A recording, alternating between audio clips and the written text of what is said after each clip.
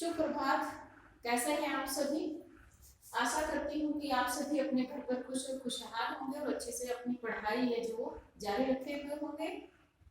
जो दिन प्रतिदिन आपको ऑडियो या वीडियो के माध्यम से जो भी सिलेबस आपको भेजा जा रहा है उसको अच्छे से तैयार करें, ताकि आपकी जो सेमेस्टर की तैयारी होने लग रही है ये अच्छे से तैयार हो जाए। कॉलेज कभी भी खुले उसके लिए आपको पहले ही जो सिलेबस करवाया जा रहा है उसको साथ ही साथ तैयार रखें। बच्चे, अब तक हम पढ़ चुके हैं वो हम कर चुके हैं अगेय जी की कविताएं। अगेय जी की एक वीडियो के माध्यम से हमने लेखक परिचय किया था, फिर हमने उससे 7 से 8 कविताएं थी अगेय जी की। उन कविताओं की सैकशन हमने व्याख्या की है। उससे पहले हम हिंदी साहित्य के इतिहास की चर्चा कर चुके हैं, पढ़ चुके हैं, कंप्लीट हमारी वो यूनिट हो चुकी है। आज जो मैं ये वीडियो बना रही हूँ इसके अंदर हम अगेय जी की जो कविताएं हमने पढ़ी है उस पर आधारित जितने भी प्रश्न हो सकते हैं उन प्रश्नों की आज हम चर्चा करने के लिए मैं आपके सामने उपस्थित हुई हूँ। सबसे पहले क्वेश्चन क्या आ सकता है अगेय जी की कविताओं के माध्यम से कि अगेय जी के द्वारा लिखित जो कविताएं हैं, चाहे उसमें कोई भी कविताएं हो, मेरा देश कविता थी, हमने अगेय जी की कविता की है। मेरा देश कविता है, इसका तथ्य या इस कविता का उद्देश्य क्या है? इस कविता के उद्देश्य को स्पष्ट करें, ये प्रश्न हो सकता है। अगेय जी की जो शांत कविता है इसका कथानक क्या है, इसके अंदर क्या कहा गया है, इसका संदेश क्या है, इसके माध्यम से कवि क्या संदेश देना चाहता है। नदी का द्वीप कविता है, नदी का द्वीप जो कविता है इसके माध्यम से क्या कवि क्या कहना चाहता है, इसका क्या संदेश हो सकता है, इस कविता के लिखने के पीछे कवि का क्या उद्देश्य है। इसके अलावा कितनी नाव में कितनी बार, कितनी नाव में कितनी बार कविता हम पढ़ चुके हैं। कितनी नाव में कितनी बार बहुत ही प्रसिद्ध कविता है और जो 1967 में प्रकाशित हुई है और जिसके ऊपर अगेय जी को हिंदी साहित्य इतिहास का सबसे जो बड़ा पुरस्कार है ज्ञानपीठ पुरस्कार जो मिला है वो इसी रचना के ऊपर मिला है। ये उनकी एक कविता है जो आपके सिलेबस में है, हम जिसको पढ़ चुके हैं, लेकिन इसके साथ साथ यही नाम संग्रह का नाम भी है, काव्य संग्रह का नाम है कितनी नाव में कितनी बार, जो कि 67 में प्रकाशित हुआ है और जिसके ऊपर ज्ञानपीठ पुरस्कार अगेय जी को मिला है। ये छोटे जो क्वेश्चन होंगे ना आपके शॉर्ट क्वेश्चन आएंगे उसके ऊपर आ सकता है, इसलिए मैं जो ये बातें साथ के साथ बता रही हूँ ये भी आप ध्यान से सुना करें। लिखी कब गई है? 67 में प्रकाश और जो ज्ञानपीठ पुरस्कार किस रचना के ऊपर मिला है? इसी रचना के ऊपर मिला है। उसके इसके अलावा उनकी एक नाच कविता है। तो इन कविताओं के लिखने का जो इनका तथ्य क्या है, इनका संदेश क्या है, इसका उद्देश्य क्या है, इसको लिखने के पीछे जो कवि के भाव है वो क्या है। एक सुनी सांझ, एक सुनी सांझ अगेय जी की हमने कितनी कविताएं पढ़ी? 7 से 8 कविताएं पढ़ी हैं।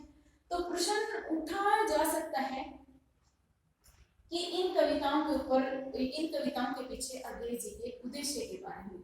तो इसके जब तथ्य हम लिखना शुरू करेंगे किसी भी उसके ऊपर, तो जो हमने व्याख्या पढ़ चुके हैं उसी के ऊपर ये आधारित होगी। जैसे मेरा देश जो कविता है इसमें अगेय जी ने बताया है कि जो भारत देश है वो वास्तव में कहाँ बसता है? झोंपड़ियों के अंदर बसता है।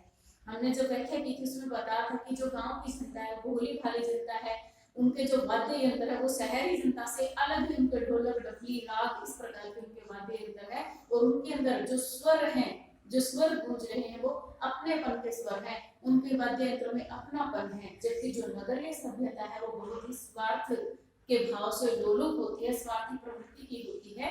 तो वास्तव में जो हमारा देश है वो कहाँ बसता है? गांव के अंदर बसता है। और उसकी जो पंक्तियां आप कुछ भी उठा सकते हैं, यहीं से भी जो भी आपको पंक्तियां याद रहे, जैसे इन्हीं तृण फूस छप्पर से, इन्हीं तृण, तृण का मतलब तिनके, कि इन्हीं तृण फूस छप्पर से ढके ढुलमुल गवारू, ढके ढके हुए ढुलमुल, ढुलमुल करते हुए गवारू, जो भोलापन है, गांव का जो भोलापन है, झोंपड़ों में ही हमारा देश बसता है। कि झोंपड़ों के अंदर ही वास्तव में जो भारत देश का निवास स्थान है वो कहाँ पर बसता है, गांव की झोपड़ियों के अंदर निवास करता है, न कि जो शहरी सभ्यता है, जो शहरी लोग हैं, जो शहरी ढंग से रहने वाले जो लोगों का रहन सहन है, वो भारत वहां पर असली भारत निवास नहीं करता है। इस कविता के माध्यम से असली भारत की चर्चा करने का प्रयास अगले जी के द्वारा किया है। भाषा बहुत ही सहज है, सरल है, आसान है, देशज शब्दों का प्रयोग किया गया है। तो ये बात हम तथ्य में नहीं लिखेंगे, हम केवल इसके कथानक के बारे में बताएंगे, इसके पीछे के भाव बताएंगे। उसका उद्देश्य क्या है कि भारत के जो लोग हैं, जो जीवन है, जो गांव के अंदर जो लोग बस रहे हैं, उनकी प्रशंसा अंग्रेजी कर रही है, उनके भूलेपन को लोगों के सामने दर्शाया जा रहा है, ताकि जो स्वार्थी प्रवृत्ति के लोग हैं, जो शहरी लोग हैं, वो भी इसको पढ़ें और अपनापन का जो भाव है वो गांव वालों से, भोले भाले लोगों से सीखें और इस प्रकार अपनी सभ्यता को, अपनी संस्कृति को, अपनी परंपरा को बनाए रखने का संदेश अंग्रेजी ने दिया है। इसी प्रकार से जो नदी के द्वीप कविता है, इसका हम इसके पीछे यदि उद्देश्य देखें तो नदी के द्वीप जो कविता है, इसमें जो नदी है वो एक समष्टि का प्रतीक है, प्रतीकात्मक कविता है कि जो नदी है वो हमारे एक माँ का प्रतीक है, समाज का प्रतीक है, और जो द्वीप है ये एक व्यक्ति का प्रतीक है। कि जो नदी का द्वीप, द्वीप यानी कि जो आपने देखा होगा नदी जब बहती है और बीच में जो एक द्वीप खड़ा रह जाता है, जो भूमि का एक भूभाग खड़ा रह जाता है, उसको द्वीप बोलते हैं, और नदी उसके पास से बहती रहती है। उस द्वीप का जो आकार है, प्रकार है, जिस भी साइज का वो बन जाता है, उसको बनाने वाली कौन होती है? नदी होती है। तो कहते हैं, इसके अंदर अंग्रेजी बताते हैं कि जो नदी का द्वीप है, इसके अंदर ये जो द्वीप है अकेले व्यक्ति का प्रतीक है, और ये जो नदी है ये उनके माँ का प्रतीक है। और वो उसमें कहता है द्वीप कि हमारी जो आकार संरचना है, हमारे जो हम अकेले ही यहाँ पर खड़े हैं ना, हमारा जो अस्तित्व है वो इसी प्रकार का बना रहना चाहिए। यदि हम पानी में घुल जाएंगे, यदि हम नदी के साथ बह जाएंगे, तो भी हम क्या नदी का पानी कभी नहीं बन पाएंगे, बल्कि हम नदी के पानी को गंदला ही कर देंगे। उसके अंदर भी मतलब जो गंदल होगी वो भी हमारे कान की होगी, और फिर एक दिन क्या हो सकता है, यदि हम इसके साथ बह जाएंगे तो हम अपने अस्तित्व को खो देंगे, हम नदी कभी नहीं बन पाएंगे। क्योंकि जब नदी का द्वीप अगर पिघल जाएगा तो भी क्या बनेगा? रेत के कण ही बनेंगे, पानी थोड़ी बनेंगे। जिसने कहा है कि परंपराओं के साथ बहते रहिए, और आखिर में क्या कहता है कि हम अपने पितृ का मतलब पिता की जो संतान है, वास्तव में जो और धरातल है, दूर का धरातल है, उसके पास धीरे धीरे हम बहकर उसके पास ले जाएंगे, और जो हमारे पूर्वज है, इनके पूरा जो पृथ्वी का धरातल है उससे जाकर मिल जाएंगे, और फिर कभी यही हमारी नदी रूपी जो माँ है, यही हमारी आकार संरचना, प्रकार, हमारी सभ्यता, संस्कृति, सारी चीजें हमें कौन सिखाएगी? नदी रूपी माँ ही हमारा फिर से निर्माण करेगी। फिर कभी हम एक दोबारा से किसी और क्षेत्र में जाकर नदी के द्वीप का रूप धारण कर लेंगे। तो इस प्रकार से अंग्रेजी में हमारे माँ के स्वभाव को, वात्सल्य भाव को नदी के माध्यम से यहाँ पर दर्शाया गया है। कितने नाव में कितनी बार जो कविता लिखी है, ये भी बहुत ही अच्छी कविता है। इस कविता के माध्यम से कवि ने बताया है कि मैंने अपनी सभ्यता, संस्कृति, रियलिटी, वास्तविकता जो है, जो सभ्यताओं की जो जांच है, उसके लिए ले जाने में कितनी बार विदेशी सभ्यता और संस्कृति की चकाचौंध को जाकर मैं विदेशों में गया हूँ। अंग्रेजी का जब हमने कभी परिचय किया था, मैंने आपको बताया था कि इन्होंने बीएससी साइंस किया था, तो साइंस में बड़ा इंटरेस्ट था इनका, और इन्होंने कहा कि मैं कितनी नाम है, कई बार ये विदेशी यात्राओं पर गए हैं, विदेशों में इन्होंने अध्यापन कार्य भी किया है। तो इन्होंने कहा है कि मैं वास्तव में सभ्यता और संस्कृति की जानकारी लेने के लिए मैंने कई बार विदेशों की यात्राएं की, लेकिन जो बाहरी सभ्यता है, संस्कृति है, जो विदेशों की सभ्यता संस्कृति, वो कैसी है?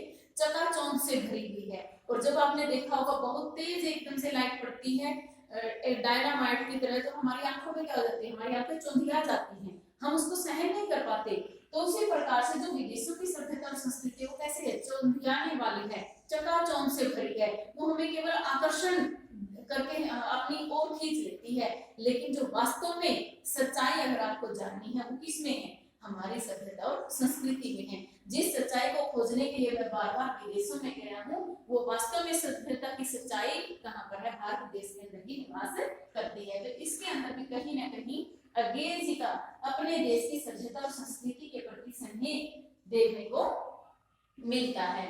इसके अलावा यदि नेक्स्ट इसकी बात की जाए, जो नाच कविता है, नाच कविता के माध्यम से भी कवि ने एक अगेज, ये प्रतीकात्मक कविता है, और इसके माध्यम से भी कवि ने कहा है कि जो मनुष्य है, मानव है, वो क्या है, यहाँ पर इस कि दो खंभों के ऊपर नाच रहा है। दो खंभों, जो दो खंभे खड़े हुए हैं, दो खंभे खड़े हैं। दो खंभे किसके? जन्म का खंभा है और ये मृत्यु का खंभा है, और उसके ऊपर जो जीवन रूपी रस्सी है वो बंधी हुई है, और इसके ऊपर जो मानव रूपी नृत्य नट है वो नाच रहा है। यानी कि हर मानव यहाँ पर क्या करता हुआ प्रतीत हो रहा है, नाचता हुआ सा प्रतीत हो रहा है जीवन रूपी रस्सी के ऊपर। एक प्रतीकात्मक कविता है। और दो खंभे किसे कहा है?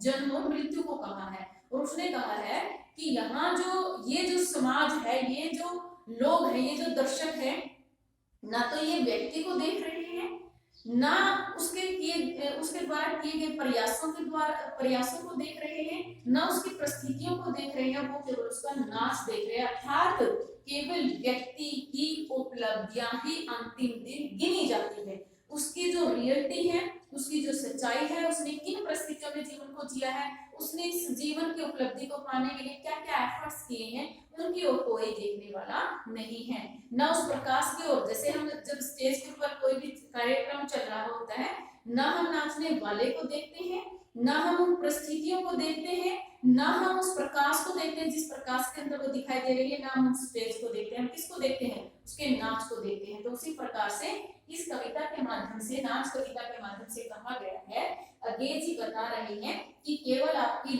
अंतिम दिन केवल आपके जीवन की उपलब्धियों को ही गिना जाएगा।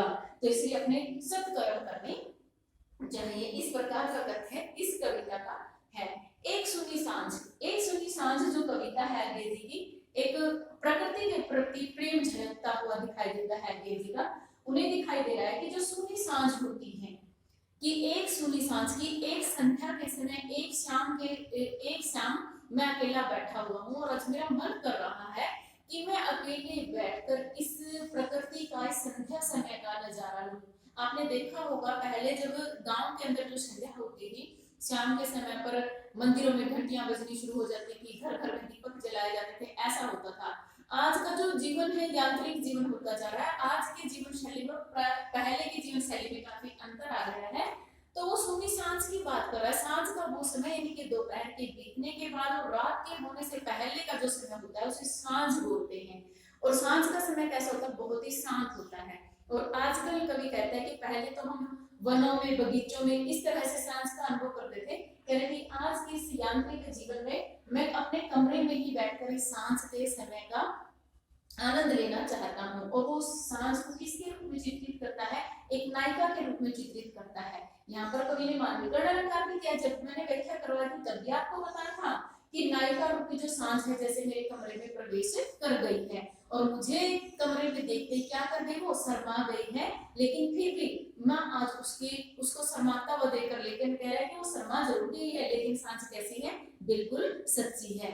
जैसे ही कवि उसको अनुभव करने लगता है, तो फिर कवि को ध्यान आता है कि जो ये वर्तमान समय है, ये कैसा है? यांत्रिकता का प्रभाव ज्यादा पड़ गया है, जिसके कारण आज सांझ के समय में भी क्या हो गया है कि बाहरी जो शोर शराबा है, जो गाड़ियों की आने जाने की जो आवाजें हैं, उनके हॉर्न बजाने की जो आवाजें हैं, उसकी शांति को भंग कर रही है। इस प्रकार की बातें सुनी गई है। इसीलिए कह रहे कि मैं सांझ के समय का पूरी तरह से आनंद नहीं ले पा रहा हूँ।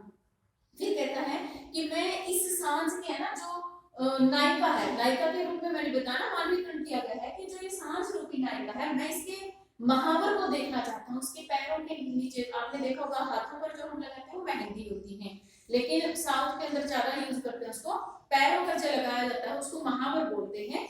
और इसमें सुनी सांझ के साथ महावर शब्द का यूज क्यों किया गया? क्योंकि आपने देखा होगा जब सूर्य उदय होता है तो भी लालिमा लिए हुआ होता है, और जैसे ही सूर्य अस्त होने को होता है तो भी लालिमा से युक्त हो जाता है। तो कहता है कि मैं इस सांझ रूपी नायिका के पैरों की लालिमा को, महावर को देख रहा हूँ। क्यों कहा? क्योंकि संध्या के समय भी जो सूर्य का प्रकाश है वो लालिमा से युक्त हो जाता है। तो इस प्रकार से इस कविता के माध्यम से हमें अनुभव होता है कि अगेज जी का प्रकृति के अंदर भी काफी इंटरेस्ट था, काफी रुचि थी कि वर्तमान समय है जो आजकल लोग हैं, प्राकृतिक चीजों का जो आनंद लेना है वो भूल ही गए हैं, वो यांत्रिक जीवन व्यतीत कर रहे हैं। आशा करती हूँ कि ये बातें आपको समझ में आ रही होगी। उसी प्रकार से एक जो कविता है सांप कविता है अगेज जी की, बहुत छोटी सी कविता है, लघु कविता है।